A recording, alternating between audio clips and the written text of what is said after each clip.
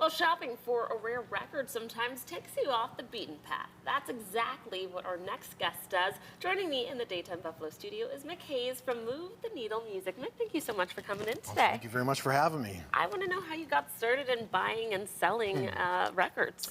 Well, I think it actually kind of starts with this one. So this is my record, Okay. which was slated to come out in March of 20. And with COVID and everything that happened, we really didn't have the opportunity to put it out on Record Store Day the way we expected it to come out. So I went on a promotional tour. My publicist put me on a promotional tour. And I ended up, through the course of that, travel in Memphis, Tennessee. And while I was there, I went into a local record store asking if they would carry this record. And they had all these great, like, Memphis soul records and just Memphis records in the shop. And they were all priced really reasonably for the market they were sitting in, but I just kind of thought to myself, I go, you know, these things are actually really, really valuable to the world, and the world needs to see them the way that they are. So I was trying to figure out what to do with my record. I had all my energy and time invested in that. And in the process of that, I started this record label called Move the Needle Music. And what I wanted to do with it was just promote my music. Well, in turn, what we ended up becoming was an online music store. Oh, wow. Mm-hmm. Now, what is it about these vinyl records that just keeps you digging for more? Well, I mean, some would say it's the thrill of the hunt. For me, it's you know, I was the kid that didn't have, I had, like, hand-me-down records growing up. As a matter of fact, the song on my record is called Hand-Me-Down 45s. So, like, when you see parents nowadays giving kids records, or giving kids, like, cell phones and stuff to keep them busy, right, my folks gave me records. Nice. So I'm always looking for something I didn't have growing up. What's the rarest record you've ever had or sold? Just came in actually last week, and this one is in my collection. So this was Prince's last record. Oh, man. And when he was still here with us, and that is the test pressing of it. So history kind of shows that test pressings can be between 5 and 20 copies. They all go out to the artists, and they also go out to record label executives and stuff. And I found this one in Nashville, Tennessee last week. Oh, my goodness. So it's a sealed copy of his very last record in a test pressing. So I've contacted the company that pressed the record to see exactly how many were made, but I think it's safe to assume between 5 and 20. Wow. That's incredible. Yeah. You also have some of, you know, what people really know. Sure. Purple Rain, that's incredible. Well, of course, you can go buy this today at Walmart or any other store that we have here in Western New York. But this is an original that is sealed. It's never been opened. Wow. And to add to that, this is the club edition also from that era. If you remember, like BMG and Columbia House and stuff like that. So that's both versions of it still sealed. Wow, that is incredible. Now talk to people a little bit about what it takes to actually make a vinyl record, because you don't really understand how particular this process is. Well, as far back as the recording goes, like when we did my record, for instance, that was recorded in legendary Muscle Shoals, Alabama, in a small recording studio called Fame Studios. And we recorded the record. From there, the record was mixed in Los Angeles. It was mastered in Hollywood. And then it was, the actual lacquer master was made by Bernie Grunman, also in Hollywood. And from there, it goes into the electroplating process, and then they make stampers. And then the stampers actually, they put the puck in the machine, which is just a piece of PVC, and then the stampers come down and do exactly this. They make usually the test press of it, and then from there they go into production once these are approved. Very cool. Yeah. I want to know if you have any events coming up. We know that National Vinyl Record Day is coming up. I'm sure that's huge for you. Record Store Day is more for stores and brick and mortar stores, and because we're an online store, we're able to not participate in it. Okay. Of course, we do support our local stores here, and as a matter of fact, I'm usually the guy standing in line with shivering teeth and a cup of coffee. One of the last ones was waiting for a Prince record, which hadn't been out in a long time. But we're actually going to do a couple of things. One of the things we're really working on this year is we wanted to do some things that were more communal. And one of those is going to be what we're going to call our groove gathering. And another one... I like that. Yeah, right? That sounds fun. Would you just kind of get the younger... there's a whole other, we'll call them generation of collectors that, you know, they kind of need the same guidance I got growing up.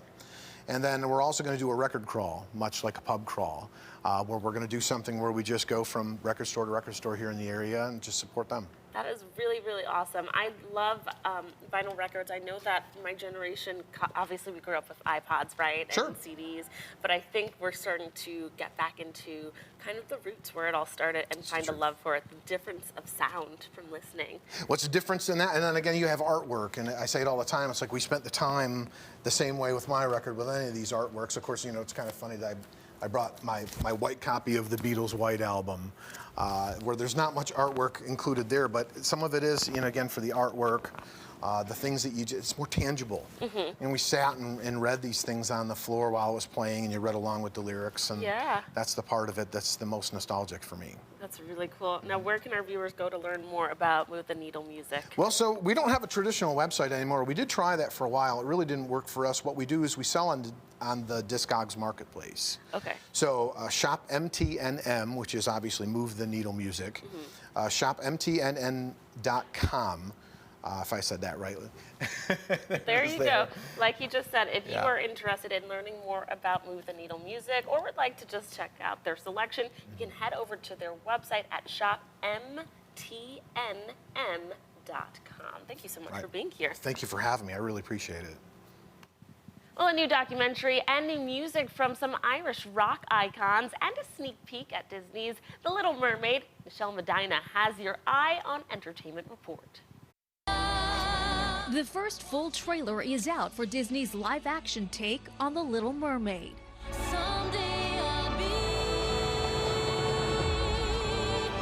part of you. Singer Halle Bailey stars as Ariel, while Javier Bardem plays her father, King Triton. Moviegoers are also getting a first look at Melissa McCarthy in the role of Ursula. You can't live in that world unless you become a human yourself. The Little Mermaid is set to hit the big screen May 26th. Rapper Drake is hitting the road for his first North American tour in 5 years. The It's All a Blur tour will celebrate the last decade of his career and kicks off in New Orleans in June. Other stops include Boston, Miami, and Los Angeles. Tickets go on sale Friday. And the new documentary Bono and the Edge, a sort of homecoming with Dave Letterman, hits Disney Plus Friday. The legendary talk show host interviews the Irish rock icons for the film. They've been together so long and they've had so many great pieces of music, but they can't stop it. Yeah, I mean, once the switch is thrown, it stays thrown. The Irish are really good at talking, except when the cameras are on. We're not so good at that. We're better in pubs. He made us forget that the cameras were there. Bono and the Edge, a sort of homecoming with Dave Letterman, coincides with the release of U2's retrospective album, Songs of Surrender, also out March 17th. Well, a prom dress is something that any young woman deserves to have, love, and enjoy. That's exactly what one Kentucky group is doing, making sure that no girl goes without this upcoming prom season. Check it out. Prom is a once-in-a-lifetime experience, and everybody wants that one-of-a-kind special dress. But prom dresses can be extremely expensive, so that is where Very Good Mothers steps in. With a lot of dresses like these, it could be something like $300, $400, $500 for a dress, and then you add in jewelry and shoes and makeup and everything else, and it can be a lot of money. Any student is allowed to come here and pick out a prom dress, shoes, and accessories completely free of cost. Homan says this is not needs-based. The only requirement to get a dress is proof that you are a student. Homan says she doesn't want anyone to be deprived of an experience because of money.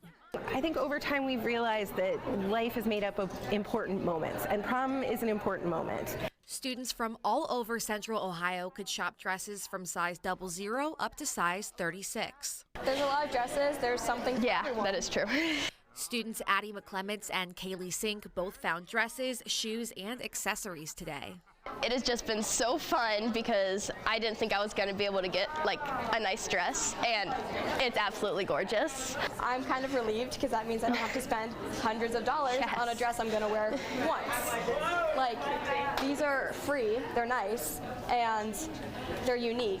They both say prom dress shopping at Very Good Mothers is something every girl should get to experience. You get a free dress, and you get free accessories and shoes, and you have a personal shopper that walks around with you, makes sure that you're comfortable in the dress, it fits, it's nice. I absolutely love that. Everyone deserves to feel special on their prom day. Still to come on Daytime Buffalo, we're getting jiggy with the Harris Greco Dance Academy. Don't slip jig away. Daytime Buffalo will be right back after the break.